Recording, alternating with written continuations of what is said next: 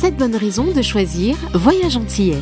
Voyage Antillais est une agence antillaise depuis plus de 50 ans.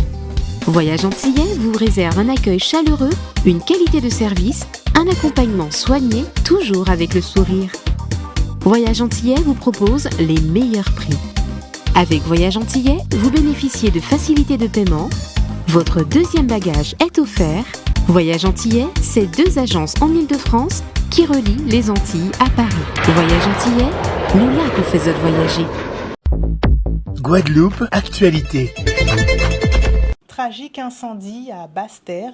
Ce mardi 21 janvier, peu avant 6 heures du matin, un feu d'habitation s'est déclaré au boulevard Gerty-Archimède. Alertés par les voisins, 12 sapeurs-pompiers, dont 2 officiers, sont intervenus pour circonscrire l'incendie qui a ravagé une maison d'environ 70 mètres carrés faite de béton et de tôle. En quelques minutes seulement, le brasier a été maîtrisé. Malheureusement, les secours ont découvert un corps calciné dans les décombres. Selon les témoignages, la victime serait une personne d'environ 40 ans. Le SMUR, les forces de l'ordre et EDF ont également été mobilisés lors de l'intervention du SDIS. Une enquête a été ouverte pour déterminer les circonstances de ce drame et connaître l'identité de la victime. Pour l'UTS UGTG, la situation alarmante qui se joue aux urgences du CHU n'a que trop duré. Depuis plusieurs années, ses membres dénoncent l'engorgement du service et le manque d'effectifs soignants. Le 17 janvier, l'UTS UGTG a adressé une lettre ouverte au directeur de l'ARS, au président du conseil de surveillance et au directeur général du CHU, ainsi qu'au président de la CME. L'Union des travailleurs demande une action concrète et rapide de ces instances afin de garantir l'accès aux soins de la population guadeloupéenne. Brigitte Amassin, secrétaire de la section CHU de l'UTS UGTG, s'est exprimée au micro de Maxime Morel. Nous tenons une nouvelle vidéo qui a circulé sur les réseaux sociaux des pompiers. Embolisation à les urgences en disant CHU là, et ça fait des années que nous avons parlé de ça. Encore en date, nous avons des manifestations, grèves que nous fait en 2019 et récemment, dernier en date, c'est en avril 2024.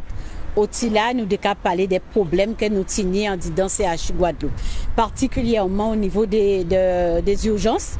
Au-delà, nous comptons depuis les fêtes de Noël et même bien avant, ni un passage fréquent et qui en dit dans les urgences. Tout simplement, nous avons cherché le pourquoi. Le pourquoi, c'est parce que parti médecin urgentistes, nous voyons en mois de juillet, août, nous avons des médecins urgentistes au nombre de 4 qui partent. Donc, on a des médecins généralistes qui ont fait des vacations au niveau les urgences, mais c'est pas suffisant. Et aussi, nous avons un problème de lit d'aval dans les services parce que ils ont réduit les services, certains services, ni moins ce qu'il y a avant. Ça qui a fait que ça a pénalisé au niveau les patients qui restaient aux urgences. Faut envoyer à dans service et bien malheureusement pas ni li pour accueillir. Nous peut dire que c'est ça seulement qui a fait, mais plus souvent qui vraiment c'est ça qui a fait que nous ni en public en disant les urgences qui a gonflé et d'autant plus nous fait lettre ouverte là ça pour nous ça surtout appeler l'ARS aussi à mission qu'elle a accompli en disant les établissements publics de santé, singulièrement CHU Guadeloupe, puisque c'est plus grand là, où il doit être mettre en place des filières de soins que nous attendons. Mais on l'objet qu'on peut mettre en place au niveau de l'ARS et que nous peut mettre pour ça essayer voir si nous désengorger les urgences. Nous a alerté, nous a crié, nous a dénoncé, mais c'est timide parce que nous avons bien vu aujourd'hui là que la direction ACHU depuis quelques temps, précédemment les années qui passaient, ils ont pied mais lié, ils n'ont pas ni les moyens pour y faire. Mais quand on a dit avec tout le monde ensemble, nous pouvons voir que nous avons alentours en table pour nous ça essayer voir que nous avons désengorger la situation à CHU. Les entreprises guadeloupéennes sont-elles seules face à leurs difficultés fiscales? De vives inquiétudes ont émergé du côté des chefs d'entreprise quant à la pression des charges fiscales et sociales qui pèsent sur les PME. Ce mardi 21 janvier, à Saint-Claude, une réunion de crise s'est tenue entre les PME et les services de l'État sous l'égide de l'Union des organisations professionnelles. Des discussions et des propositions ont été engagées. On fait le point dans ce reportage d'Olivier Félix. Nous ne pouvons pas tenter de régler ces problèmes sans parler de souplesse, de délai et d'adaptation. Qu'est-ce que j'entends par là? Souplesse, c'est que tout ce que vous nous proposez aujourd'hui existe depuis 40 ans et ça n'a pas réglé le problème. Donc ça veut dire qu'il faut de la souplesse. Il faut forcément du délai. On ne sera peut-être pas d'accord sur 5 ans, mais on comprend bien que 6 mois, ce n'est pas possible. Je l'appelle délai. J'ai envie de parler aussi d'adaptation. On a un peu l'impression, en vous écoutant, la France est mon pays que j'apprécie énormément. Mais je parle d'adaptation pourquoi? Certains territoires ont pu bénéficier de certaines règles, de certaines législations, et j'ai comme l'impression qu'on n'a pas envie d'aborder le sujet ce matin. Ça me gênerait énormément. C'est une réunion quand même qui est très très importante dans la mesure où nous avons eu tous les services de l'État, l'URSSAF, la sécurité sociale, les services des impôts et aussi tous les services administratifs qui accompagnaient cette réunion pour que nous puissions d'urgence apporter des solutions par rapport aux dettes fiscales et sociales de nos entreprises. La situation est grave pour la majorité de nos entreprises et c'est pour cela cette cellule de travail qui a été mise en place va permettre à toutes les entreprises qui sont en difficulté de réagir tout de suite. Et nous, maintenant, nous allons les accompagner avec cette cellule pour apporter des solutions et surtout mettre en place des remboursements adaptés en fonction de chaque entreprise. Notre objectif, et le président Ramassamy l'a dit, c'est effectivement que toutes les entreprises, comme tous les contribuables, assurent leurs obligations fiscales déclaratives et de paiement. Ça, c'est la loi qui s'impose à nous tous. Mais on peut comprendre des difficultés qui sont conjoncturelles. Et c'est là qu'il est un principe majeur, c'est de venir très vite vers nous. Ne pas croire que quand on a une difficulté de paiement, ça va passer tout seul. C'est pas vrai, ça passe pas tout seul. Il faut venir à ce moment-là très vite vers nous avant que les difficultés ne s'accumulent. Et là, on a aujourd'hui des moyens légaux, des moyens d'adaptation aussi locales qui nous permettent d'accorder des plans un peu plus longs aux entreprises et de leur faire passer un cap difficile. Je dis aussi que pour les entreprises qui ont des difficultés structurelles, évidemment, il y a aussi d'autres instances comme le tribunal de commerce qui peuvent aussi accompagner les entreprises, mais là sur le très long terme. Certains sont confrontés à des problématiques de trésorerie, d'autres c'est des questions liées au marché public et autres. Et effectivement, certaines entreprises peuvent avoir des difficultés très conjoncturelles. Et c'est pour ça que j'ai beaucoup insisté auprès des participants pour nous alerter dès le début des difficultés et pas attendre qu'il y ait des rappels, de mise en demeure, etc. C'est dès qu'ils se rendent compte qu'il va y avoir une difficulté de trésorerie, nous contacter immédiatement pour qu'avec eux, on puisse échelonner, le paiement des cotisations qu'ils doivent. Nous attendons la réunion du 14 février, nous serons présents et après la réunion du 14 février maintenant, nous allons mettre en place définitivement un plan adapté pour le remboursement des dettes, des charges sociales et fiscales des entrepreneurs de la Guadeloupe. À Déhay, la fermeture de la carrière exploitée par la société antillaise de Granula crée de vives tensions. Le 15 janvier dernier, soit 1 mois et demi après le glissement de terrain survenu à Savane-Paille, les victimes ont obtenu gain de cause à la suite du délibéré rendu par la justice. Le tribunal des référés de Basse-Terre avait alors ordonné l'arrêt immédiat des activités de la carrière de Déhay. Un expert a été désigné par les magistrats pour déterminer les circonstances de l'éboulement. Il devra rendre un premier rapport dans un délai de 2 mois afin d'évaluer les possibilités de reprise partielle ou totale de l'exploitation. Depuis la suspension des activités, 42 employés de la SADG ont été placés en chômage partiel, une situation que dénonce l'UGTG BTP. Mais ils ne sont pas les seuls à s'inquiéter de cette fermeture. Les transporteurs de marchandises et les acteurs du BTP s'inquiètent également. Une crise du secteur est-elle à craindre? Des éléments de réponse dans ce reportage d'Olivier Félix. C'est devenu quelque chose de très dramatique pour le secteur du transport marchandises. dans la mesure où il faut savoir une chose, c'est que la carrière de Rivière-Sens ne fournit pas de graviers qui sont en mesure de pouvoir faire tous nos ouvrages en Guadeloupe. Donc c'était la carrière de DR. Étant donné qu'elle est fermée, donc nous avons un secteur d'activité qui est à l'arrêt. À l'arrêt avec des investissements, des salariés, des obligations sociales, des obligations fiscales et des obligations de fournisseurs. Donc c'est vraiment un sujet et c'est pour ça que nous demandons par rapport au secteur qu'il y ait vraiment une réflexion qui soit portée déjà par les collectivités pour accompagner le secteur parce que de toutes les manières, ils ne pourront pas assumer. Nous savons tous que les décisions judiciaires prennent du temps, malheureusement, et qu'il faudra maintenir ces entreprises au moins sur leur engagement contractuel par rapport à leur engagement aussi financier. C'est plus un sujet qui relève des services de l'État, c'est un sujet qui relève de la justice puisque l'ordonnance du tribunal de Basse-Terre, pour l'instant, suspend l'exploitation et l'activité de la carrière. Et donc, nous, on est évidemment extrêmement attentifs au sujet. Maintenant, c'est à la société qui gère la carrière d'apporter aux juges, d'apporter à la justice des réponses rapides. Et c'est sur quoi moi j'insiste. On a rencontré avec le président de région les différents acteurs vendredi dernier pour voir les solutions qu'on pouvait mettre en place. J'imagine pas effectivement que la carrière reste fermée pendant plusieurs mois. Mais ça dépend pas du préfet, ça dépend effectivement des responsables de la carrière qui doivent très vite apporter à l'expert désigné par le tribunal de Basse-Terre des réponses sur les conditions dans lesquelles l'exploitation peut reprendre dans les meilleures conditions de sécurité possibles, à la fois pour les riverains et à la fois pour ceux qui travaillent dans la carrière. Voilà, donc beaucoup insister auprès des responsables de la carrière pour que les choses maintenant aillent vite, qu'on ne perde pas de temps, parce que faire venir du matériel, des matériaux de la Dominique ou de la Martinique par exemple, on sait que c'est coûteux et que ça aura un impact sur l'économie du BTP. Ce soir, pour nos invités du JT, je reçois Saoudi 2000, président de l'association Regard d'autistes. Bonsoir Saoudi. Bonsoir. Et avec lui, Yolande Wawawa, membre de l'association. Bonsoir Yolande. Bonsoir madame.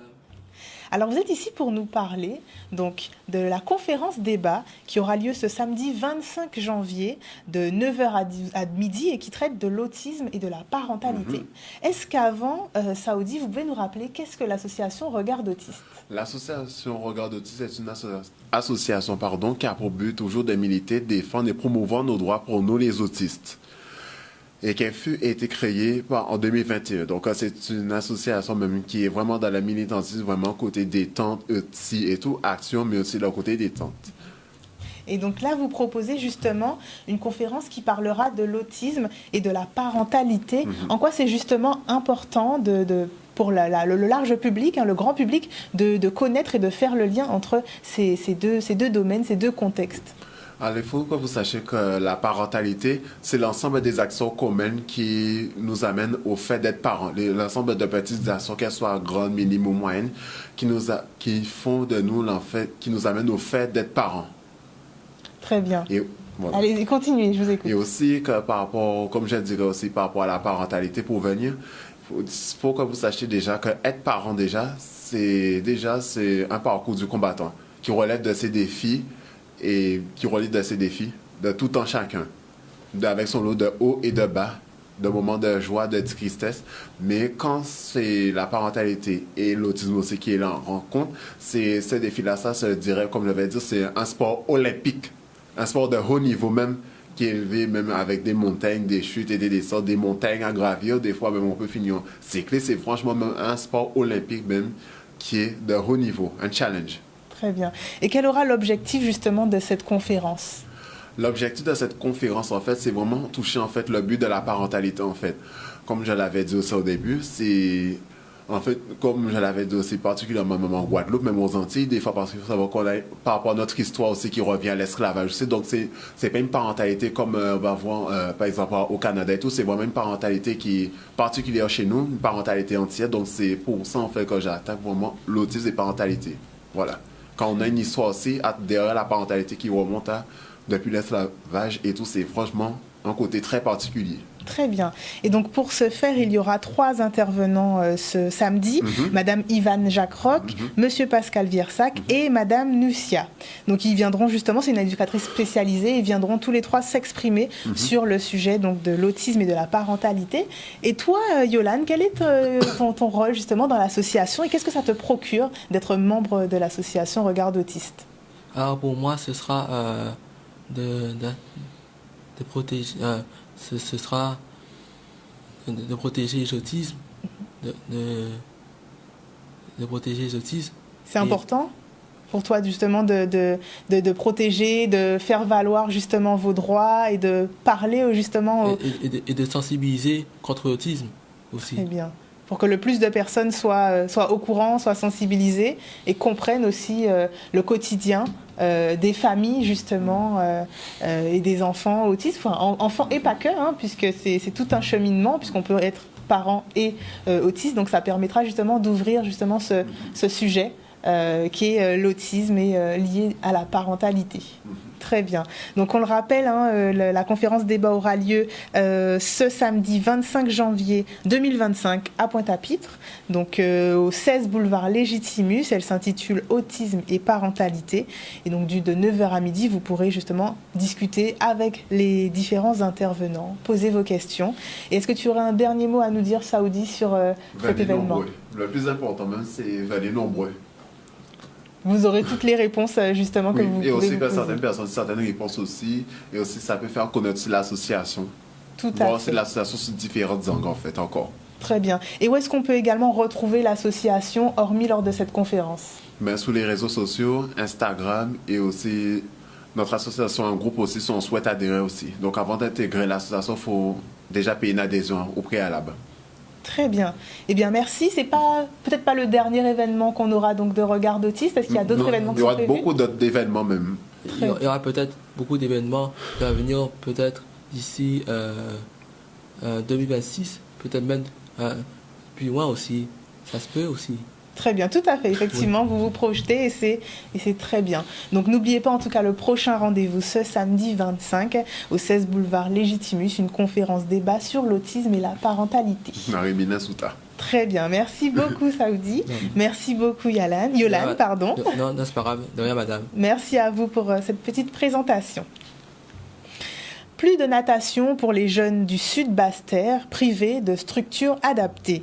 Le Cercle des nageurs de la région Basse-Terre dénonce les problématiques qui se jouent actuellement sur le territoire, une situation qui retarde l'apprentissage des élèves de l'association. Son président Prosper Congrès lance un appel pour que les mesures soient prises et qu'une situation durable soit trouvée. Un reportage d'Olivier Félix. Nous sommes des victimes, sans piscine depuis 7 mois. Sans mer depuis 15 jours à cause de bateaux hors la loi. Donc nous sommes des morts en sursis tout simplement. Et avec nous, le Cercle des nageurs de la région de Basse-Terre, nos 6 salariés, ce sont 40 000 enfants du Sud Basse-Terre qui sont privés du savoir nager qui est obligatoire au niveau de l'apprentissage dans leur cursus scolaire. Donc au-delà de l'association qui est pénalisée, au-delà des salariés qui risquent d'être mis en chômage, et donc des pères de famille qui ont besoin de nourrir effectivement leurs enfants. On se retrouve confrontés à des envahisseurs, il faut le dire comme ils sont, puisqu'ils sont de l'extérieur. Ils refusent de payer une taxe alors qu'il y a de la place dans la marina de Rivière-Sens. Ils sont dans l'illégalité la plus stricte, la plus totale. Et ils sont en plus à moins de 50 mètres du rivage. Alors que normalement, il devrait être à 300 mètres et qu'une tolérance a été accordée pour qu'il soit à une centaine de mètres. Mais là, ils exagèrent totalement. Ils sont nombreux, puisqu'on en a compté 26 aujourd'hui, et ils sont de plus en plus nombreux. Et ça se répète chaque année, toujours à la même période, les vacances de carnaval et les vacances de Pâques.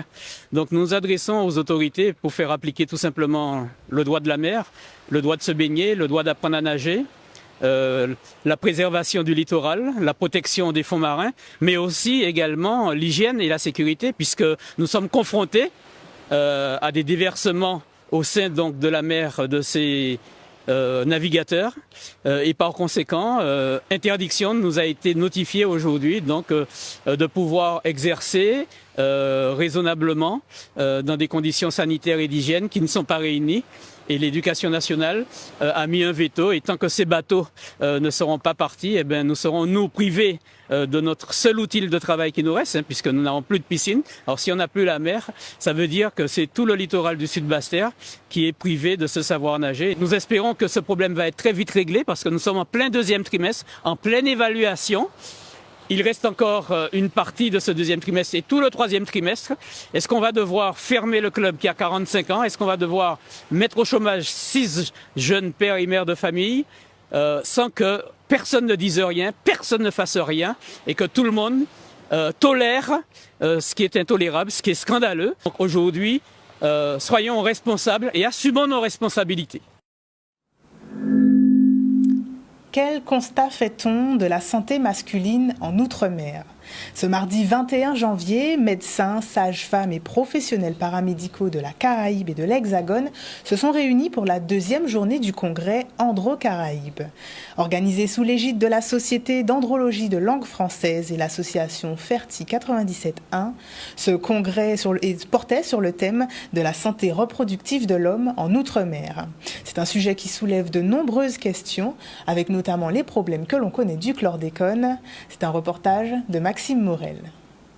Ce congrès répond à une demande, c'est-à-dire la prise en charge de la santé de l'homme dans les Caraïbes, mais la même question se pose en métropole, c'est vraiment de faire prendre conscience aux médecins, au public, que la santé de l'homme est importante et la santé de l'homme est très importante pour la fertilité humaine. Souvent on parle de la santé des femmes et peu de celle des hommes, donc c'est une belle initiative. Nous avons eu des intervenants de qualité et bien sûr que c'est très bien pour nous. Il y a une séance ce soir publique, donc on invite le grand public à venir puisqu'il est important de s'informer pour mieux appréhender ces sujets. Généralement, dans la plupart des pays développés, il y a à peu près 15% de couples qui sont inféconds. Et il faut savoir qu'il y a la part de l'homme dans l'infécondité, elle est de 50 à 55%. Or, ce qui se passe, c'est que l'homme est jamais examiné. Et il peut examiner, alors que normalement on doit rechercher les causes de d'infertilité. Les études qu'on a déjà réalisées en Guadeloupe montrent que l'impact sur la fertilité masculine n'est pas d'ampleur qui justifie pour l'instant des mesures de précaution particulières. Par contre, on a beaucoup plus de doutes sur son impact sur la fertilité féminine et comme on n'a pas encore d'éléments de réponse, on vient de mettre en place une étude en Guadeloupe qui s'appelle Carufertile et qui va s'intéresser aux facteurs, dont le chlordécone, qui peuvent impacter la fertilité de la femme et donc du couple. On parle beaucoup, la partie émergée de l'iceberg, c'est le chlordécone, mais nous avons de nombreux facteurs qui impactent notre environnement, qui agissent sur la fertilité. Trop souvent, on a pensé que c'était un problème qui ne touchait que les femmes, et on se rend compte que non, les hommes aussi sont touchés, la spermatogénèse est touchée. Donc c'est important de s'informer, et surtout après de voir comment on fait pour se sortir de tout cela, puisque nous avons de nombreux perturbateurs endocriniens qui affectent notre fertilité, aussi bien celle des hommes que celle des femmes. Une fois de plus, les élèves de l'école Saint-Joseph ont relevé le défi des foulées du moule. Ce mardi 21 janvier, une centaine d'enfants a pris part à une course qui vise à encourager l'effort et la pratique d'une activité sportive chez les plus jeunes. Dans un esprit d'équipe mais aussi de compétition, ils ressortent de cette expérience remplie de bonnes aventures et de bonnes nouvelles. Un reportage de Charlie Dagonia. C'est la 3e édition. On a eu 2 premiers on a eu un succès, donc on a voulu encore organiser cette édition. On a eu le concours de la ville, qui dans le cadre du moule et l'héritage. Donc c'est un partenaire très important que nous remercions d'ailleurs, puisque dès qu'on a une organisation, dès qu'on a un projet, la ville du moule répond toujours à notre attente. Donc, l'un dans l'autre, on constate qu'on a une très belle manifestation aujourd'hui. Nous deux, notre stratégie, c'était de rester derrière les cocoyers et à la fin de sprinter, et voilà. Et pour moi, j'ai fini 2e et Léana a fini 1re, et je suis contente d'avoir dépassé les cocoyers. Moi, je suis contente. Ça fait la 2e fois que je suis 3e et je suis très contente parce que notre école, on a déjà gagné beaucoup de foulées de Saint-Joseph et on a dépassé les cocoyers. L'objectif pour nous, c'est de pouvoir associer les écoles au projet du moule en héritage. C'est un projet qui a pour finalité de transmettre, de préserver le patrimoine de la ville du moule. Donc c'est la raison pour laquelle nous associons les enfants, les jeunes, et c'est une occasion rêvée à travers les foulées de Saint-Joseph et les jeux de Watibi de pouvoir effectivement trouver tous ces enfants, ces 450 enfants, il faut le dire, sur un site exceptionnel. C'est un grand plaisir. Moi j'adore l'athlétisme, je fais même de l'athlétisme dans un club et c'était super bien. Et pour toi? C'était aussi bien et c'était un plaisir de participer. Alors bien entendu, on ne parlera pas des vertus du sport, parce que on sait, puisque c'est une évaluation, puisque les premiers mois on fait de l'endurance et il faut absolument évaluer le travail qu'on a fait. Et il y a ça, mais aussi il y a la convivialité, la joie, c'est un ensemble de valeurs qui font que nous aimons organiser ce genre de manifestation. Une fois, j'avais déjà fait une course et j'ai été premier toute la course et on m'a eu, comme je viens de lui faire, on m'a dépassé à la fin et donc du coup j'ai dû utiliser la technique de rester deuxième et d'accélérer à la fin. Et pour toi, ça s'est passé comment? Bien. Je suis deuxième. C'est bien. Oui, très bien. J'ai réussi à rester dans les 3 premiers. Et juste d'essayer dans les prochaines courses de progresser. ONews Radio sur outremernews.fr.